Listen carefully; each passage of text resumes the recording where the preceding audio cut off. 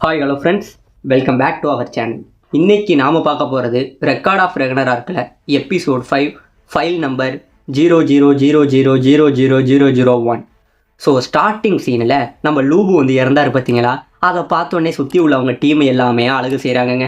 அவங்க டீமில் உள்ள ஒரு 3 பேர் அவரை நினச்சி சாவும் போது கூட பிரிச்சுக்கிட்டே தாண்டா செத்தான் அப்படின்னு சொல்லி அவரோட ஞாபகமாக இந்த இடத்துல 3 பேர் சாக்கியவை ஷேர் பண்ணியே அப்படியே குடிக்கிறாங்க.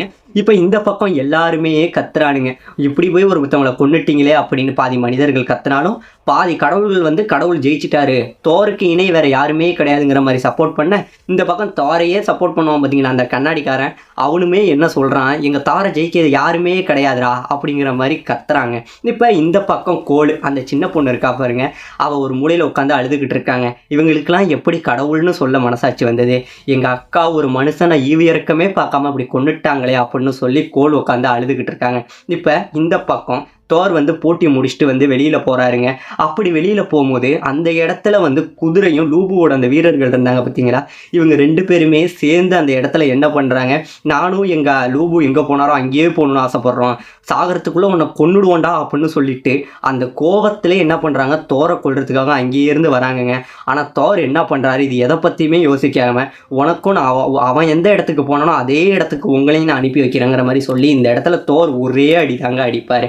இப்போ இந்த பக்கம் கோல் வந்து அப்படியே போயிட்டு இருந்தாங்க பார்த்தீங்களா? அப்படி போகும்போது உள்ளே வந்து ப்ரூன்ஹில்டே இருந்தாங்களே, அவங்கள்ட்ட கேட்குறாங்க, ஆமாம் ப்ரூனே, இந்த மாதிரி வந்து இறந்து போகிறாங்களே அவங்களாம் அடுத்தது என்ன ஆகும் அப்படிங்கிற மாதிரி கேட்கவும் செய்கிறாங்க. இப்போ இந்த பக்கம் வந்து நம்ம தோரை அடித்தார் பார்த்தீங்களா? அவங்க எல்லாரோட உடம்புமே பார்த்தீங்கன்னா அப்படியே பச்சை கலரில் கிளாஸ் மாதிரி மாதிரி உடஞ்சி அப்படியே தூசியாக மறைஞ்சு போகுதுங்க. இந்த இடத்துல நம்ம ப்ரூன் இருக்காங்க பார்த்தீங்களா? அவங்க சொல்கிறாங்க, இந்த மாதிரி ஒரு தடவை இவங்கெல்லாம் ஆல்ரெடி இறந்த ஆன்மாவாக வந்தவங்க தான், இப்போ மறுபடியும் இவங்க இறந்துட்டாங்க அப்படின்னா இவங்களோட உடல் வந்து மறுபடியும் வந்து ரீஜென்ரேட் பண்ண முடியாது, மறுபடியும் இவங்களோட ஆன்மாவுமே இங்கே இருக்காது. இவங்க இறந்தவங்களோட எல்லா உடலுமே, அது மனிதர்களாக இருந்தாலும் சரி கடவுள்களாக இருந்தாலும் சரி, அவங்களோட உடல்கள் எல்லாம் விண்வெளியில் தூசியாகவே மறைஞ்சு போயிடும் அப்படிங்கிற மாதிரி சொல்கிறாங்க. ஆனால் இந்த பக்கம் இதை கேட்டோடனே நம்ம கோல் பயங்கரமாகவே அழுகுறாங்கங்க. உனக்கெல்லாம் மனசாட்சியே கிடையாதா, என்னோட அக்காவை இப்படி கொன்னுட்டியா அப்படிங்கிற மாதிரி. ஏன்னா ரான்கிரீஸ்னு ஒருத்தவங்க தான் வந்து அவருக்காக ஆயுதமாக மாறி இருப்பாங்க பார்த்தீங்களா? ஸோ அவங்க இறந்தோடனே இந்த இடத்துல கோல் வந்து அழுவுன்னு அழுவாங்க, ரொம்பவுமே கதறி அழுவாங்க. ஆனால் ப்ரூன்ஹில்டே கொஞ்சம் கூட மனசாட்சி இல்லாமல் இன்னும் பார்த்தீங்கன்னா, இப்படிலாம் நம்ம அழுது ஒரு இதுக்கும் சின்ன விஷயத்துக்கு அழுதுகிட்டு இருந்தோம்னா மனித குலத்தை நம்மளால ஜெயிக்க வைக்க முடியாது, அடுத்தது இதை விட்டுட்டு அடுத்தது என்ன வேலை இருக்குமோ அதை பார்க்கணும் கோல் அப்படின்னு சொல்லி ப்ரூன்ஹில்டே ரொம்பவுமே கோபப்பட, ஆனால் நம்ம கோலால் அழுகி அடக்க முடியாமல் அழுதுகிட்டு இருக்காங்க. இப்போ இந்த பக்கம் ப்ரூன்ஹில்டே வந்து ஆட்கள், அதாவது மனித இதில் வந்து அடுத்தது போட்டி போட போகிற ஆட்கள் யார் அப்படிங்கிற மாதிரி தேர்ந்தெடுக்கிறதுக்காக ஒரு இடத்துல வந்திருக்காங்க. அந்த இடத்துல வந்து பார்த்துட்டு டக்குன்னு பார்த்தீங்கன்னா 2வது இந்த ஆளை வந்து தேர்ந்தெடுக்கிறாங்க. இவரை பார்த்த உடனே இந்த பக்கம் கோலுக்கு பயங்கரமான பயம் ஏற்படுது. இப்போ இந்த பக்கம் 2வது போட்டிக்காக வந்து ஸ்டேடியம் முழுக்கவே தயார்படுத்திட்டாங்களாங்க. இப்போ இந்த பக்கம் வந்து நம்மளோட இவர் இருக்கார் பார்த்தீங்களா, ஹெய்ம்டால், அவர் வந்து யார் போட்டியில் கலந்துக்க போகிறாருங்கிற ஒரு இன்ட்ரடக்ஷனை கொடுக்குறாரு. இந்த முறை மனித குலத்திற்காக போட்டி போட வரவர்னு சொல்லிடுறாரு. இந்த பக்கம் பார்த்தீங்கன்னா கீழே இருந்து ஒரு இதில் ஒரு மனிதன் என்ன பண்ணுறான், வானத்தை நோக்கி போயிட்டு இருக்காங்க. அதை பார்த்தோன்னே சுற்றி உள்ளவங்க எல்லாம் ஆச்சரியப்பட அப்படியே காட்டில் உள்ள எல்லா விலங்குகளும் அந்த ஸ்டேடியத்தில் அப்படியே ஒடியாருது. இதை பார்த்தோன்னே தான் சொல்கிறாரு, இவரை பார்த்தீங்க அப்படின்னா உலகத்தில் இவரை பிடிக்காத ஆட்களே கிடையாது, பறவைங்கள்லேருந்து கடல்வாழ் உயிரினங்கள்லேருந்து ஓடுற விலங்குகள்லேருந்து எல்லாத்துக்குமே இந்த ஒரு மனிதனை பிடிக்கும்.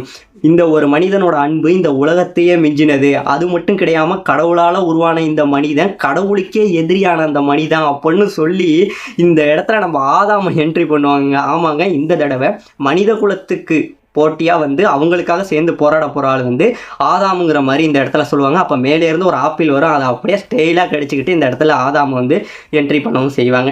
இதை பார்த்தோடனே சுற்றி உள்ளவங்க எல்லாருமே ஆச்சரியப்படுவாங்க, ஆதாமா கடவுளோட எவ்வளோ பெரிய அற்புதமான படைப்பு, இவராக இப்போ கடவுள்களை எதிர்த்து போராட போகிறாருன்னு பாதி மனிதர்களுமே இவரை பார்த்து ஆச்சரியப்பட, இப்போ இந்த பக்கமே அந்த பெண் கடவுள் இருக்காங்க பார்த்தீங்களா, அவங்களுமே இவரை பார்த்துட்டு எவ்வளோ ஒரு அழகான பையனாக இருக்கான், எப்படியாப்பட்ட ஒரு ஸ்ட்ரக்சரான உடம்புங்கிற மாதிரி அவரை பார்த்து இந்த பெண் கடவுளுமே ரொம்ப ஆசைப்படுவாங்கங்க.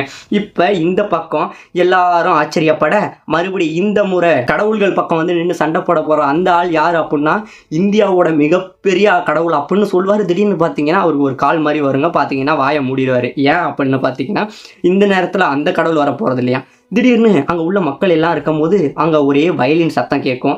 பார்த்தீங்க அப்படின்னா நம்ம ஹெர்ம்ஸ் இருக்காரு பார்த்தீங்களா, அவர் வருவார். இதை பார்த்தோன்னே ப்ரூன்ஹில்டேக்கு பயங்கரமான ஆச்சரியம். ஏன்டா இவன் வரான், இவர் இப்போ அவங்க கூட போட்டி போடக்கூடிய ஆளே இல்லையே அப்படிங்கிற மாதிரி ப்ரூன்ஹில்டே பயங்கரமாக ஆச்சரியப்பட, உண்மையிலேயே இவர் உள்ளே வருவார். அப்போ நம்ம இவர் இருக்கார் பார்த்தீங்களா ஹெய்ம்டால், அவர் சொல்லுவார், இந்த முறை இந்த மனித குலத்தை எதிர்த்து கடவுள் பக்கம் நின்று போட்டி போட போகிற அந்த ஆள் வேற யாரும் கிடையாதுங்க, அது நம்ம ஜியூஸ் அப்படிம்பாரு. ஆமாங்க, இந்த வாட்டி போட்டி போட வர்றது வந்து ஜியூஸ் வராரு. இப்போ ஜியூஸ் வந்தவொடனே சுற்றி உள்ளவங்க எல்லாருக்கும் பயங்கரமான ஆச்சரியம். என்னடா இவங்க கடவுளுக்கே வந்து கடவுளே, இவர் அதுக்குள்ளே தன்னோட போட்டிக்குள்ளே வராருங்கிற மாதிரி சுற்றி உள்ளவங்க எல்லாரும் பயங்கரமாக ஆச்சரியப்பட, இந்த இடத்துல ஹெர்ம்ஸ் இருக்கான் பார்த்தீங்களா, அவன் வந்து ஒரு வயலின் மாதிரி ஒரு இதை எடுப்பாங்க. இந்த ஒரு பாடலை பாடினோடனே ஜியூஸ் இந்த பாட்டுக்கு ஏற்ற மாதிரி பயங்கரமாக ஆட ஆரம்பிக்க, நம்ம அம்பையர் சொல்லுவார், ஒரு பக்கம் மனித இனத்தோட தந்தை, மனித குலத்தை காப்பாற்றுங்கிறதுக்காக மனிதர்களோட தந்தைன்னு அழைக்கப்படுற ஆதாமு, இன்னொரு பக்கம் காட் ஃபாதர் ஆஃப் கேலக்ஸி அப்படின்னு சொல்லப்படக்கூடிய நம்ம ஜியூஸ், இவங்க 2 பேரும் தான் போட்டி போட போகிறாங்கிற மாதிரி உற்சாகப்படுத்த, சுற்றி உள்ள மக்கள் எல்லாம் வந்து GFOC அப்படின்னு சொல்லிங்க நம்ம இவர் இருக்காரு பாருங்க ஜியூஸ், அவர் அப்படியே பாடி உற்சாகப்படுத்துவாங்க. இந்த பாட்டோட சத்தம் கேட்க கேட்க நம்மளோட ஜியூஸ் இருக்காரு பாருங்க, அவரோட கை காலு எல்லாம் அப்படியே உடம்பெல்லாம் விரியுதுங்க. இவர் இது வரைக்கும் கடவுள்கள் எல்லாரையும் ஜெயிச்சவர், தன்னோட அப்பா குரேனிஸே வந்து கண்ணாப்புனான்னு குத்தி கொன்னவர், இது வரைக்கும் மனிதாபிமானமே இல்லாமல் பல பேரை வந்து அழிச்சவர், இவரை போட்டியில் ஜெயிச்சவங்க யாருமே இல்லைடா, அப்படியேப்பட்ட ஒரு கடவுள்னு சொல்லி இந்த இடத்துல ஜியூஸுக்கு ஹைப் ஏற்றுறாங்க. ஸோ இப்போ இதை பார்த்தோன்னே பயங்கரமான ஆச்சரியம். அதாவது அந்த ஸ்டேடியம் இருக்குது பார்த்தீங்களா, அந்த ஸ்டேடியமே அப்படியே வெடி சத்தம் கேட்க அப்படியே போட்டு கொண்டாடுறாங்கங்க.